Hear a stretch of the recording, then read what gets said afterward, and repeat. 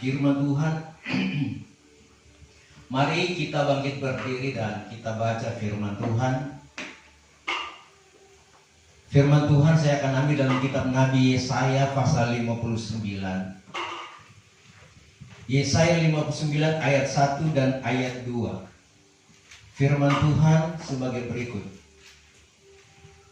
Bahwasanya lengan Tuhan tiada singkat sehingga tiada dapat ia menolong kamu, dan telinganya pun tiada menjadi terlalu berat sehingga tiada ia dapat mendengar.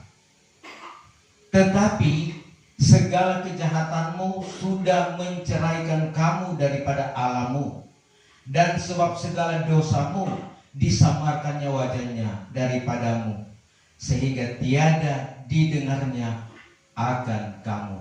Terima kasih, silakan duduk. Kalau dalam terjemahan bahasa Indonesia masa kini, firman Tuhan berbunyi sebagai berikut. Jangan mengira Tuhan terlalu lemah untuk menyelamatkan kamu, atau terlalu tuli untuk mendengar seruanmu. Karena kejahatanmu lah, maka ia tidak mendengarkan kamu waktu kamu berdoa kepadanya. Dosa-dosamu lah yang memisahkan kamu dari Allah. Ya, ini lebih mengerti, lebih kita dapat memahami. Saudara, firman Allah yang datang bagi kita adalah merupakan nubuatan daripada Tuhan kepada orang-orang pilihan Tuhan. Orang-orang pilihan Tuhan sudah ditentukan, ditetapkan oleh Tuhan dari awal. Ya. Siapakah orang-orang pilihan Tuhan? Ya. Firman Tuhan mengatakan, dari segala bangsa yang ada di dalam dunia ini, hanya kamu yang kukenal. Itulah bangsa Israel yang diperanakan dari Ibrahim, Ishak, dan Yakub. Mereka adalah pilihan Tuhan. Nah saudara, kalau kita perhatikan firman Tuhan ini dikhususkan kepada orang-orang pilihan Tuhan. Berarti orang kafir waktu itu, di zaman itu, tidak ada keselamatan. Dan di akhir zaman ini tentunya ya kita konsentrasi di firman Tuhan, saudara. Jangan biarkan iblis mempengaruhi pikiran kita. Karena ini firman Tuhan, Tuhan yang sampaikan. Rugi kalau kita tidak mengerti. Ya. Di akhir zaman ini siapa orang-orang pilihan Tuhan, saudara? Siapa yang merasa orang pilihan Tuhan di sini? Apakah kita merasa orang pilihan Tuhan? Ataukah kita berpikir, kita ini kok orang Indonesia, bukan orang Israel.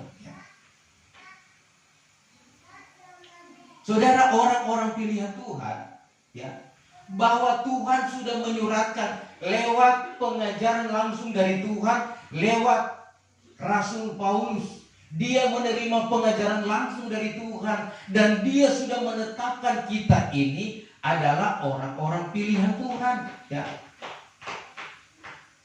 Mari baca firman Tuhan dalam Efesus 1 ayat yang keempat.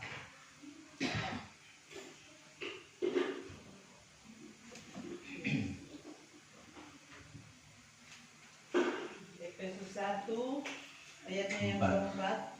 Sebab di dalam Dia Allah telah memilih kita sebelum dunia dijadikan, supaya kita kudus dan tak bercacat di hadapan. Iya.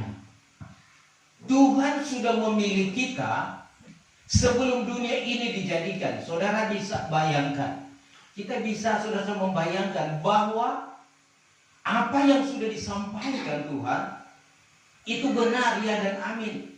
Siapakah kita ini? Ya.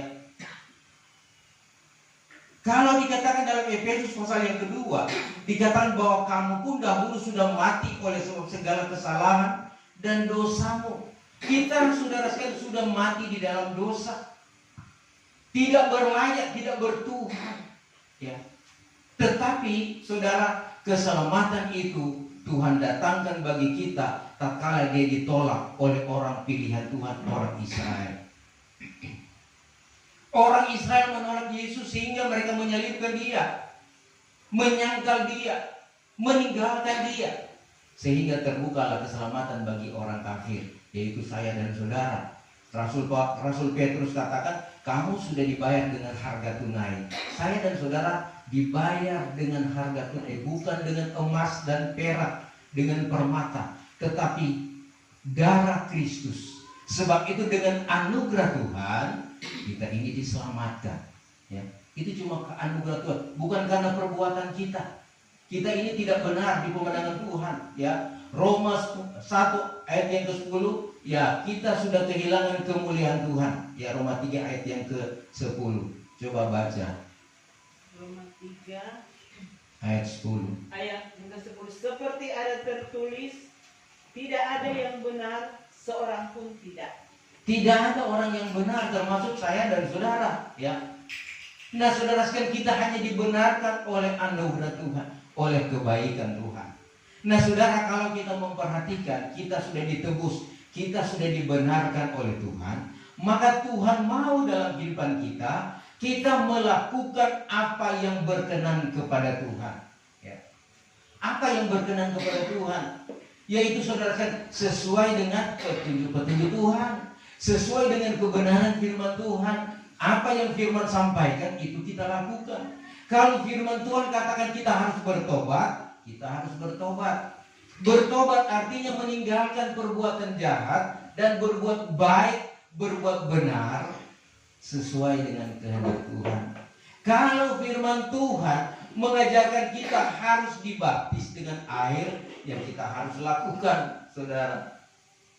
Karena itu menyangkut keselamatan, ya. Kita dibaptis dengan air artinya Roma pasal yang ke-6 menguburkan dosa. Segala kejahatan kita dikuburkan dalam baptisan itu. Bukan saja, saudara, firman Tuhan mengatakan kita cuma sampai dibaptis so selamat. Untuk sekarang, saudara, tatkala kita dibaptis dengan air menurut cara Alkitab, karena sekarang banyak sinode dengan cara-caranya sendiri, tetapi cara yang kita lakukan cara seperti dikatakan di dalam firman Tuhan, karena Alkitab adalah merupakan pedoman. Di luar Alkitab itu salah, ya, tidak berkenan kepada Tuhan. Nah, sebab itu kita melakukan sesuai cara Tuhan. Sebab itu kalau Tuhan sudah memberikan contoh dan teladan, mari terus ikuti, ya. Karena bukan cuma-cuma Tuhan datang mendapatkan Yohanes Pembaptis untuk dibaptiskan. Itu memberikan kita contoh dan teladan supaya kita melakukan kehendak kebenaran firman Tuhan. Ya. Itu bukan cara organisasi, saudara, untuk melakukan firman Tuhan, tapi cara Tuhan. Nah, saudara, kasih dalam Tuhan, kita lihat baik-baik, ya. Manusia yang sudah ditebus oleh Tuhan, kita sini, saudara sekalian, adalah merupakan domba-dombanya. Kita dijaga, dipelihara, karena Tuhan baik luar biasa. Setiap hari Dia memperhatikan kita. Bahkan setiap hari, ya, kata Raja Daud, Tuhan menaruh sayang dan memberi pinjam sehingga anak cucu keberkatan. Tidak ada yang meminta-minta atau jadi pengemis. Semua karena pemeliharaan Tuhan. Kita ada, kita sehat, cuma karena kebaikan Tuhan. Nah, sebab itu kita harus mengerti kehendak Tuhan. Kalau Tuhan sudah baik dalam hidup kita, kenapa kita tidak berbuat baik kepada Tuhan? Amin. Kita tunjukkan kebaikan kita dengan cari hadirat Tuhan. Selagi ada kesempatan, selagi ada waktu, kita mendekatkan diri kepada Tuhan. Karena dikatakan, saudara, betapa pahit dan jahatnya apabila saya dan saudara jauh daripada Tuhan. Pahit dan jahat artinya suatu keadaan yang tidak berdaya yang kita alami kalau kita jauh daripada Tuhan. Coba baca Yeremia 2 ayat 19.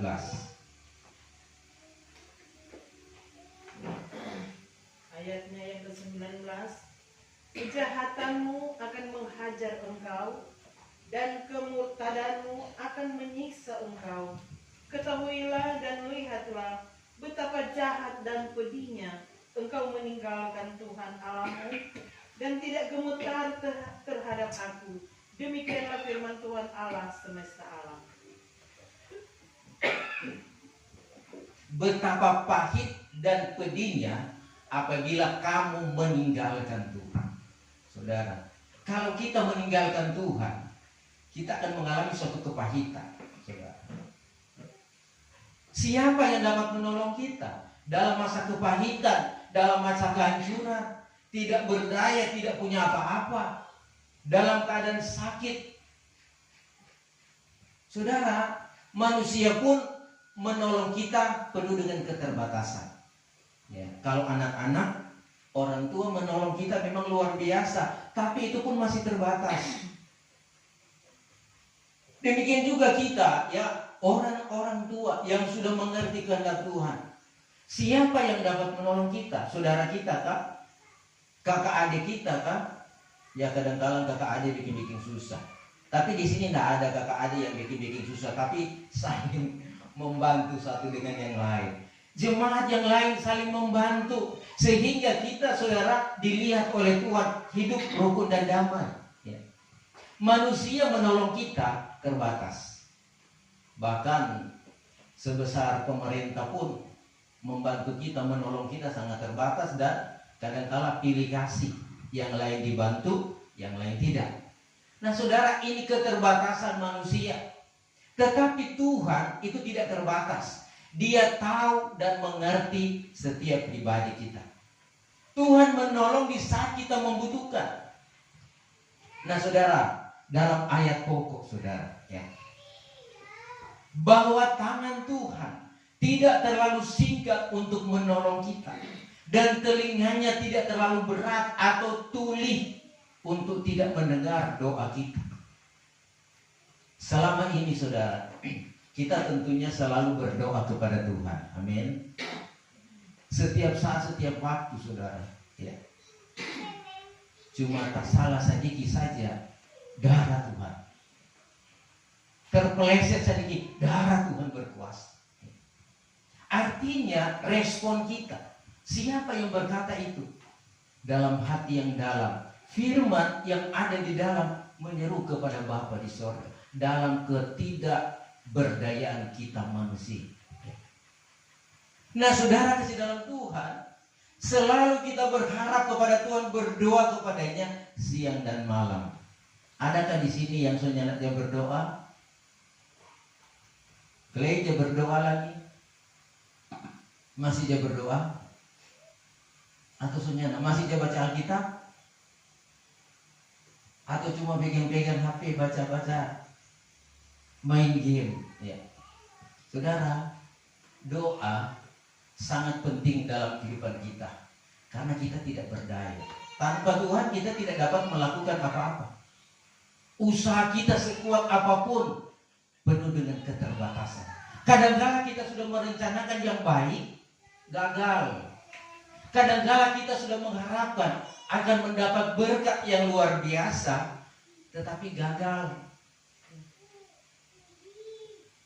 Meskipun saudara, orang sudah berjanji, datang kemari, aku akan memberikan yang terbaik. Ya, setelah kita ke sana, kita tidak mendapatkan apa-apa. Gagal, saudara. Kalau kita membaca di dalam Hagai pasal 1, coba baca Hagai pasal 1 ayat 6 dan ayat yang ke-7.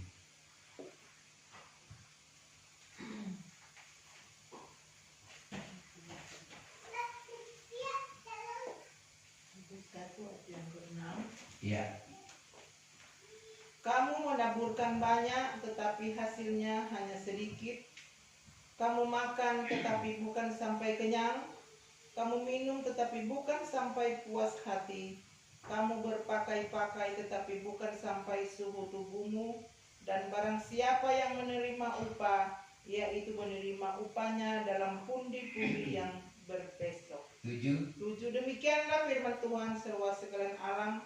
Perhatikanlah segala jalan. Ya saudara, kita menabur banyak cuma mendapatkan sedikit. Kita sudah berusaha dengan semaksimal mungkin, hasilnya tidak mencukupkan. Ya, artinya orang sudah makan tidak kenyang, ya, berpakai baju yang tebal tapi masih kedinginan. Kenapa demikian, saudara? Tuhan katakan kepada orang pilihan Tuhan, perhatikanlah langkahmu. Dalam bahasa Indonesia masa kini dikatakan, kamu telah menabur banyak benih, namun panenmu sedikit. Kamu ada makanan tetapi tidak cukup untuk mengenyangkan perutmu. Kamu mempunyai anggur tetapi tidak cukup untuk memuaskan hatimu. Kamu mempunyai pakaian tetapi tidak cukup untuk menghangatkan dirimu. Dan upah yang diterima kaum buruh tidak cukup untuk menyambung hidup mereka.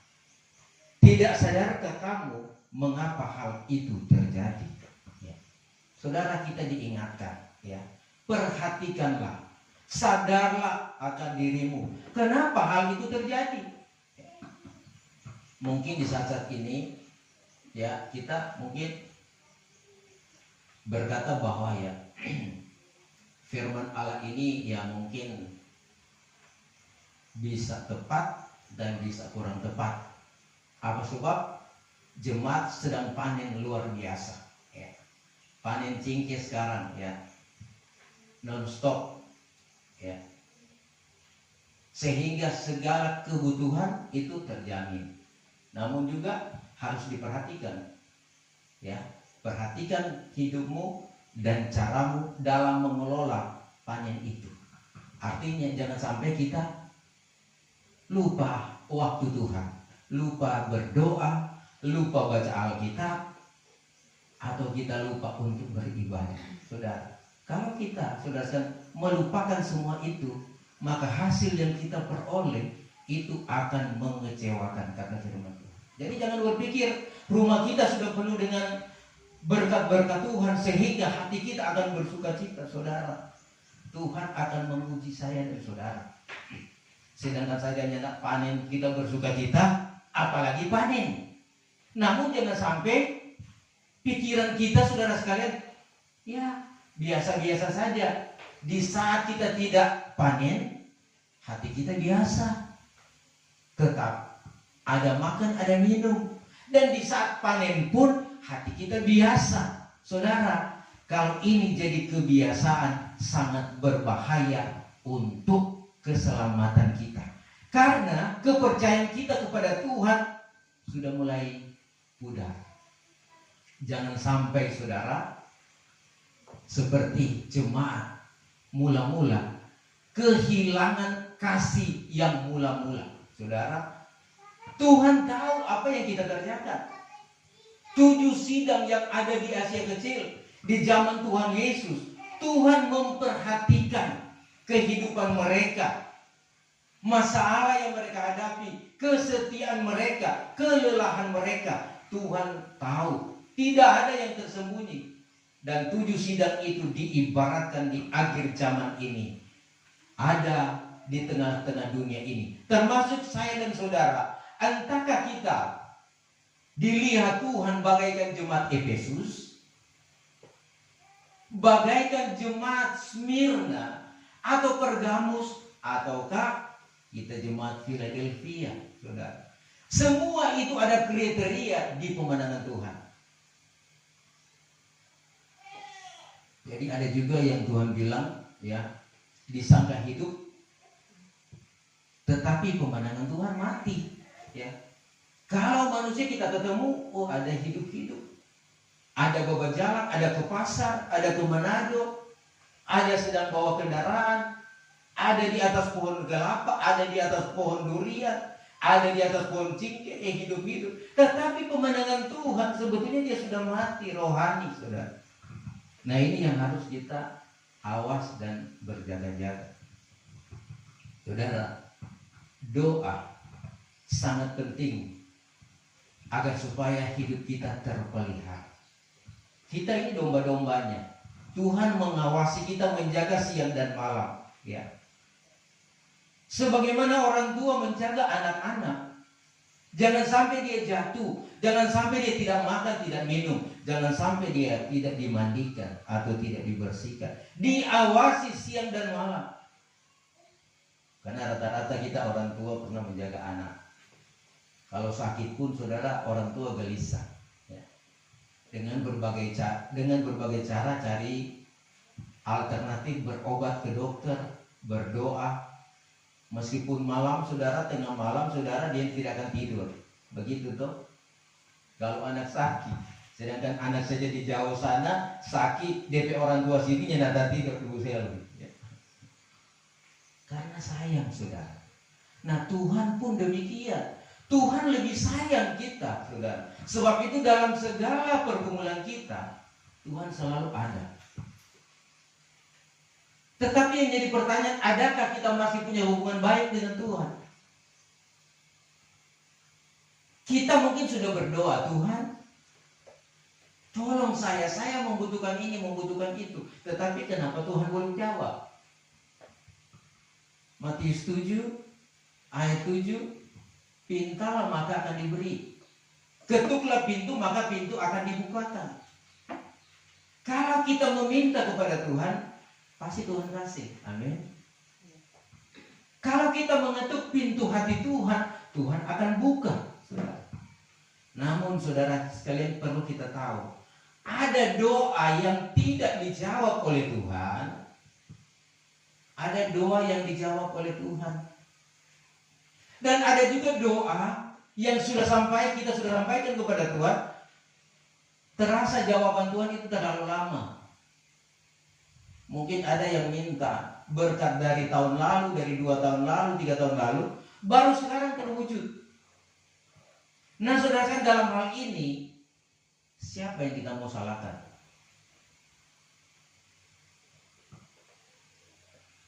Kita perhatikan saudara sekalian doa yang tidak dijawab. Ya. Yang pertama saudara sekalian, kenapa doa kita tidak dijawab? Kenapa Tuhan tidak menolong kita? Karena saudara sekalian, cara kita, perbuatan kita, kita masih melakukan kejahatan. Kita belum melakukan apa yang Tuhan ajarkan. Tuhan bilang bikin begini. Kalian mau baca, oh iya Tuhan, saya akan buat begitu. Tetapi pelaksanaannya tidak. Tuhan marah saudara. Tuhan saudara sekalian, ya mungkin pemikiran juga tidak beda-beda jauh dengan pikiran kita. Oh nanti. Kalau kamu tidak mengikuti kehendakku, tak kala engkau membutuhkan aku tidak akan menolong engkau. Kira-kira begitu saudara. Demikian juga anak-anak. Anak-anak kalau dia terlalu nakal, tidak dengar-dengaran, orang tua meskipun sayang, dia akan tahan dulu permintaannya. Begitu kan? Demikian juga Tuhan. Jadi tatkala kita meminta kepada Tuhan, Tuhan belum menjawab, kita harus introspeksi diri. Untuk apa kita meminta kepada Tuhan? Ya. Mari saudara sekalian kita baca firman Tuhan di dalam Yakub pasal yang keempat, ayat 2 dan ayat yang ketiga. Yakub 4 ayatnya yang kedua. Kamu mengingini sesuatu tetapi kamu tidak memperolehnya, lalu kamu membunuh. Kamu iri hati tetapi kamu tidak mencapai tujuanmu, lalu kamu bertengkar dan kamu berkelahi. Kamu tidak memperoleh apa-apa karena kamu tidak berdoa. Atau kamu berdoa juga tetapi kamu tidak menerima apa-apa karena kamu salah berdoa. Sebab yang kamu minta itu hendak kamu habiskan untuk memuaskan hawa nafsumu. Ini saudara sekalian doa yang tidak didengar oleh Tuhan. Kita meminta kepada Tuhan, tetapi Tuhan, ya saudara sekalian, bilang berdoa. Kita sudah berdoa tetapi salah permintaan kita. Permintaan kita hendak memuaskan hawa nafsu daging. Artinya saudara sekalian, mungkin ya zaman sekarang kan persaingan. Ya, biasanya ibu-ibu di luar sana, ya kalau melihat DP Birman beli barang bagus, dia juga berusaha akan beli. Dia juga sudah merawat anaknya, beli baju baru, dia juga akan membeli baju untuk anak-anaknya. Dan inilah yang terjadi saudara, ya. Kalau di dalam bahasa Indonesia masa kini dikatakan Kalian ingin tetapi tidak mendapat, maka kalian mau membunuh. Kalian bersemangat tetapi tidak mencapai apa yang kalian cari, maka kalian bertengkar dan berkelahi. Kalian tidak mendapat apa-apa sebab kalian tidak minta kepada Allah. Dan kalaupun kalian sudah memintanya, kalian toh tidak mendapatnya, sebab tujuan permintaanmu salah. Apa yang kalian minta adalah untuk kesenangan diri sendiri. Jadi kalau untuk kesenangan diri sendiri salah. Sehingga Tuhan tidak menjawab. Nah saudara, ini ya artinya kita lebih menginginkan sesuatu, keinginan kita, kebutuhan kita dipenuhi. Memang untuk kebutuhan sebetulnya Tuhan beri. Tuhan sudah memberikan untuk kebutuhan. Tapi kadang-kadang keinginan kita mau lebih lagi, mau lebih lagi. Tetapi Tuhan sebetulnya akan memberi yang terbaik, mengikuti keinginan kita. Yang penting hati kita tertuju kepada Tuhan. Tapi kalau kita jauh daripada Tuhan, mari kita introspeksi diri, saudara. Ya, karena apapun yang kita minta, kalau kita tidak membersihkan diri, Tuhan, saudara, tidak akan memberi yang kita minta. Sebab itu Tuhan mengerti hidup kita. Ya. Kemudian saudara, ada doa yang disampaikan, tetapi bukan karena dia berbuat dosa. Ya. Tuhan belum memberi, tetapi Tuhan punya maksud. Ya. Mungkin kita mengalami hal yang demikian.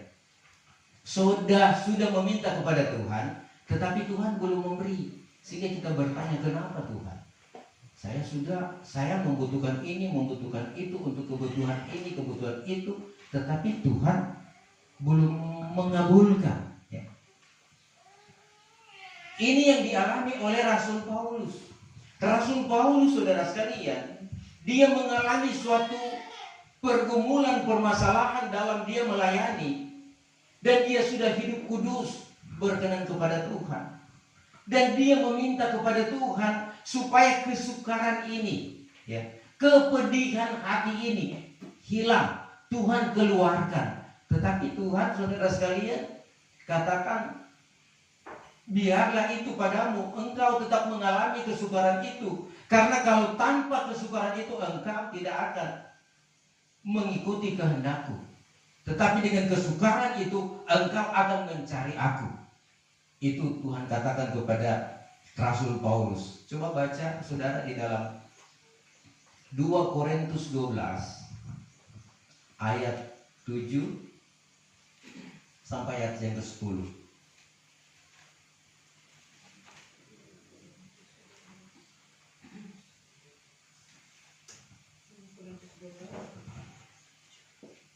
Ya, 2 Korintus 12 ayat 7 sampai 10.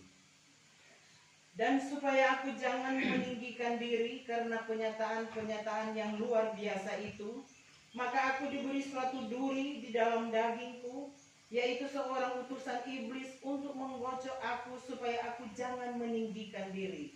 Ayat 8. Tentang hal itu aku sudah 3 kali berseru kepada Tuhan supaya utusan iblis itu mundur daripadaku. Tetapi jawab Tuhan kepadaku, cukuplah kasih karuniaku bagimu, sebab justru dalam kelemahanmu kuasaku menjadi sempurna. Sebab itu terlebih suka atau bermegah atas kelemahanku, supaya kuasa Kristus turun menaungi aku. 10. Karena itu aku senang dan rela di dalam kelemahan, di dalam siksaan, di dalam kesukaran, di dalam penganiayaan dan kesesakan oleh karena Kristus. Sebab jika aku lemah, maka aku kuat. Iya, saudara, ini harus kita perhatikan. Jadi bukan karena saudara sekalian dosa, tetapi saudara, Paulus sudah menjaga diri, hubungan dengan Tuhan.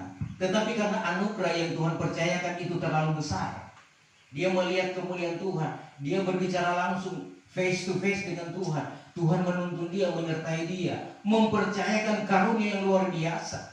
Tetapi ingat saudara, Tuhan juga memberikan dia satu penyakit, satu duri di dalam daging, dan ini sangat menyakiti dia.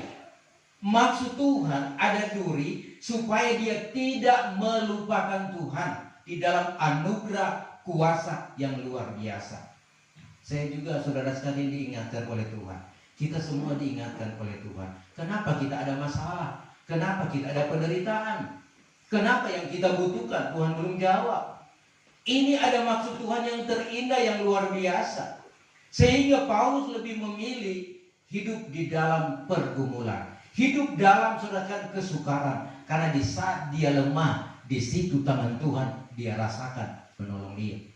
Kalau kita senang-senang saudara, kita tidak akan merasakan pertolongan Tuhan. Contohnya saudara, kita diberkati makanan, minuman, ada beras, ada ikan, yang macam-macam ikan lagi. Segala sesuatu dipenuhi. Dalam hal yang demikian, saya mau bertanya, apakah kita merasakan pertolongan Tuhan? Pasti kita melupakan Tuhan. Karena kita tidak ibadah pun berkat itu tetap ada. Kebutuhan kita tetap ada. Sehingga cinta kita kepada Tuhan akan berkurang. Nah, inilah yang dialami oleh Rasul Paulus. Bagaimana Paulus diuji, demikian juga gereja Tuhan, saya dan saudara diuji oleh Tuhan. Ya. Memang lebih bagus di dalam bahasa Indonesia masa kini dikatakan begini. Tetapi supaya saya jangan terlalu sombong karena penglihatan yang luar biasa itu. Saya diberikan semacam penyakit pada tubuh saya yang merupakan alat iblis. Penyakit itu diberikan untuk memukul saya supaya saya tidak menjadi sombong. 3 kali saya berdoa kepada Tuhan supaya penyakit itu diangkat dari saya. Tetapi Tuhan menjawab, "Aku mengasihi engkau dan itu sudah cukup untukmu. Sebab kuasaku justru paling kuat kalau kau dalam keadaan lemah." Ya, saya ulangi. Sebab kuasaku justru paling kuat kalau kau dalam keadaan lemah. Itu sebabnya saya lebih senang membanggakan kelemahan-kelemahan saya. Sebab apabila saya lemah, maka justru pada waktu itulah saya merasakan Kristus melindungi saya dengan kekuatannya. Ini kayaknya lebih dimengerti. Ini perkataan firman Tuhan ini. Ayat 10. Jadi saya gembira dengan kelemahan-kelemahan saya. Saya juga gembira kalau oleh karena Kristus saya difitnah. Saya mengalami kesulitan, dikejar-kejar, dan saya mengalami kesukaran. Sebab kalau saya lemah, maka pada waktu itulah justru saya kuat. Ini memang saudara luar biasa firman Tuhan. Kita melihat saudara, masalah-masalah yang terjadi itu Tuhan izinkan supaya orang tetap kuat. Kalau kita sudah tidak punya masalah, ya bisa juga kita sudah tidak beribadah kepada Tuhan. Mungkin ya kita akan tinggalkan tempat ibadah karena apa? Sudah tidak punya masalah. Tetapi kalau dengan masalah-masalah kesulitan, maka orang masih ada di tempat ibadah. Kita masih cari Tuhan. Nah, oleh sebab itu, ya, kalau kita sudah berdoa Tuhan belum jawab, menunggu waktu Tuhan. Karena waktu Tuhan adalah yang tepat. Tuhan punya rencana-rencana, keinginan-keinginan yang luar biasa dalam kehidupan kita. Satu contoh lagi saudara, di dalam Yohanes pasal yang ke-11, ya. Yahya pasal yang ke-11. Ini adalah berbicara bagaimana Tuhan bersama-sama dengan keluarga Lazarus. Keluarga Lazarus terdiri dari Marta, Maryam, dan Lazarus. Maryam ini pernah mengurapi Tuhan dengan minyak narwas yang mahal. Dan tatkala saudara, mari kita baca di dalam Yahya pasal 11, ya. Kita baca mulai ayat yang pertama sampai ayat yang keempat dulu. Pertama, ada seorang yang sedang sakit namanya Lazarus. Ia tinggal di Betania, kampung Maria dan adiknya Marta. Maria ialah perempuan yang pernah meminyaki kaki Tuhan dengan minyak mur dan menyekanya dengan rambutnya. dan Lazarus yang sakit itu adalah saudaranya. Kedua perempuan itu mengirim kabar kepada Yesus, Tuhan, dia yang engkau kasihi sakit. Ayat 4. Ketika Yesus mendengar kabar itu, ia berkata, penyakit itu tidak akan membawa kematian, tetapi akan menyatakan kemuliaan Allah, sebab oleh penyakit itu anak Allah akan dimuliakan. Ya, saudara, kita perhatikan di sini ya. Tatkala Lazarus sakit, Maryam dan Marta mengabarkan kepada Yesus, ya, Tuhan, orang yang engkau kasihi dalam keadaan sakit. Tetapi Tuhan, saudara sekalian, berkata, penyakit itu tidak akan membawa kematian, tetapi supaya kemuliaan Allah dinyatakan. Ya.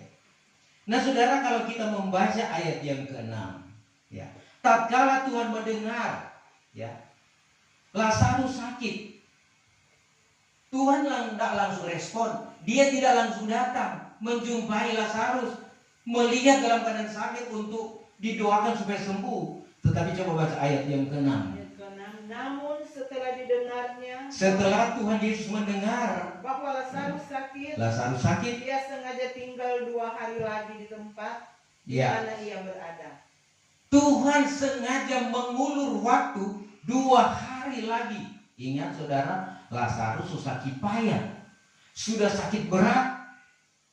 Tuhan sudah dengar doa, permintaan daripada Marta dan Maryam, tetapi Tuhan menunggu 2 hari baru dia datang. Saudara, hubungan yang baik Marta dan Maryam, Lazarus dengan Tuhan itu, saudara sekalian, lebih dari kakak adik, lebih dari saudara. Tetapi di sini Tuhan menunjukkan kuasanya. Seakan-akan Marta dan Maria Tuhan tidak peduli, ya. Sehingga mungkin kalau kita jadi seperti Marta dan Maria, Tuhan, masa Tuhan orang hubungan begini sudah baik, dan tatkala saudara kami sakit, Tuhan tak langsung datang.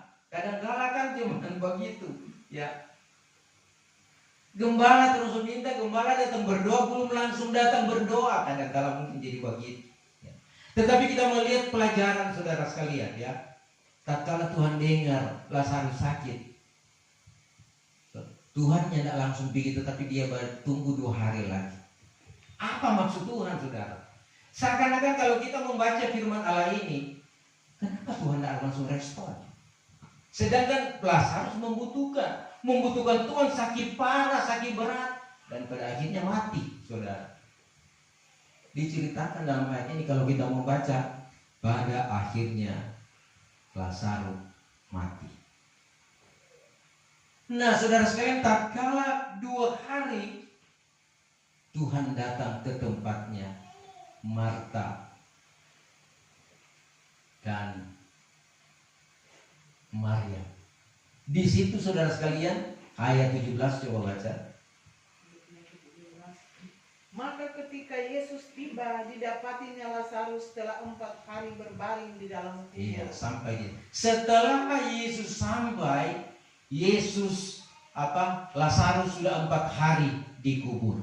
Nah, saudara, kalau sudah 4 hari, ya, maka dia sudah berbau busuk. Amin. Orang kalau mati kalau 4 hari, ya 2 hari saja kalau tidak formalin, pasti sudah berbau busuk. Nah, ini soal 4 hari, saudara. Saudara, tatkala Yesus sampai, maka apa yang dikatakan oleh Marta dan Maria? Seandainya Tuhan ada di sini, kalau Tuhan ada dengar orang berdoa, orang permintaan, ada panggil ke Tuhan, maka saudara kami tidak akan mati. Ya. Coba baca ayat 21. Maka kata Marta kepada Yesus, Tuhan, sekiranya engkau ada di sini, saudaraku pasti tidak mati. Iya. Sekiranya engkau ada di sini, pasti saudaraku tidak mati. Marta terlalu percaya kepada Yesus. Coba baca ayat 32. Setibanya Maria di tempat Yesus berada dan melihat dia, tersungkurlah ia di depan kakinya dan berkata kepadanya, Tuhan, sekiranya engkau ada di sini, saudaraku pasti tidak mati. Ya, sampai di situ. Sama dengan apa yang dikatakan Marta kepada Yesus. Seandainya Tuhan ada di sini, Waktu saudara saya sakit, dia tidak akan mati, saudara. Begitu dong kehidupan kita. Kalau Tuhan menolong kita, pasti masalah kita bisa selesai. Pasti pergumulan kita tidak selesai. Sudah selesai ya. Tetapi saudara sekalian, apa yang Tuhan lakukan? Coba baca ayat 43 dan ayat yang ke-44. 43. Dan sesudah berkata demikian, berserulah ia dengan suara keras, Lazarus, marilah keluar. Orang yang telah mati itu datang keluar, kaki dan tangannya masih terikat dengan kain kapan, dan mukanya tertutup dengan kain peluh. Kata Yesus kepada mereka, bukalah kain-kain itu dan biarkan ia pergi. Saudara, Tuhan melakukan mujizat yang luar biasa. Seampah hari, Tuhan katakan, bukalah batu yang menutup gua itu. Yesus berdoa kepada Bapa di sorga. Kemudian dia katakan, Lazarus, keluarlah engkau. Lazarus langsung keluar, saudara. Artinya dia bangkit dari kematian. Bagi Tuhan tidak ada perkara yang mustahil, saudara. Ini adalah satu mujizat yang Tuhan lakukan supaya keluarga Marta bisa mengerti kuasa Tuhan. Orang-orang yang menyaksikan itu, yang ada di sana, menyaksikan kemahakuasaan Allah, bahwa Tuhan sanggup membangkitkan orang yang sudah mati. Kalau kita, saudara, berpikir begini, seandainya Lazarus baru sakit, kemudian Tuhan datang, Tuhan doakan dia sembuh, itu biasa-biasa saja, ya toh. Jadi tatkala saudara kita sakit, orang doakan sembuh, itu biasa. Tetapi tatkala Tuhan mengulur waktu 2 hari dan sudah mati 4 hari, kemudian Tuhan bangkitkan, itu perkara yang luar biasa. Jadi dalam hal ini, masalah kita, persoalan kita, kalau belum selesai, kalau kita masih diperhadapkan dengan problema ini, Tuhan punya rencana yang besar untuk hidupmu. Amin. Akan lebih besar yang Tuhan buat. Sebab itu tatkala Tuhan belum menjawab, sabar, tetap mengandalkan Tuhan. Jangan lupa Tuhan. Mungkin ya kita sama permintaan sama dengan Marta dan Maryam. Tuhan, kalau Tuhan tolong, kalau Tuhan ada di sini, Tuhan akan jaga kita, pasti kita tidak mengalami sesial ini, sesakit ini. Kita pasti tidak akan dipisahkan, kita tidak akan tercerai, Tuhan tidak akan baku marah. Pasti kita akan sama dengan itu. Dan inilah arti bagaimana saudara sekalian ya, kita akan melihat kuasa Tuhan. Karena saudara, kita melihat juga ya, doa-doa yang saudara sekalian dimintakan, disampaikan, tetapi belum dijawab. Bukan karena berbuat dosa. Jadi jangan sampai kita ya berpikir ya karena perbuatan kita. Beda dengan di Hagai 1 ayat yang ke-7, ayat 6 dan 7, karena perbuatan dosa sehingga kita tidak mendapatkan apa-apa. Tetapi apa yang terjadi saudara sekalian, sedangkan Tuhan Yesus pun dia berdoa kepada Bapa di sorga. Nah, doa Tuhan Yesus itu juga saudara sekalian tidak dijawab, tidak diselesaikan oleh Bapa di sorga. Ini Tuhan Yesus yang berdoa. Coba baca Matius 26 ayat 39.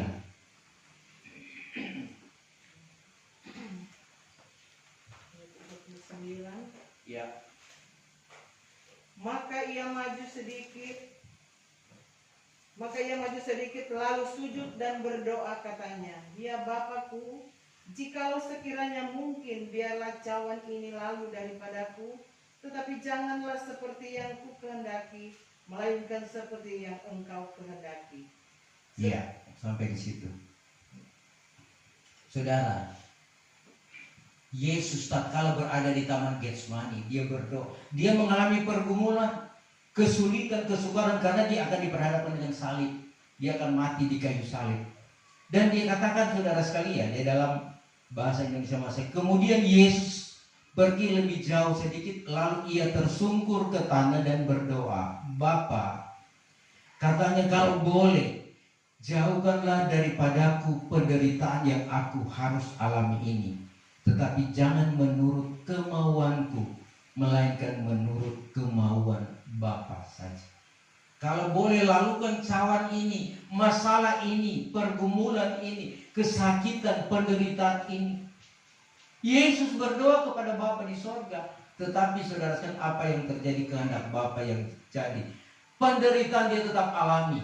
Yesus tetap setia sampai dia mati di kayu salib, saudara. Mengikuti kehendak Bapa di sorga.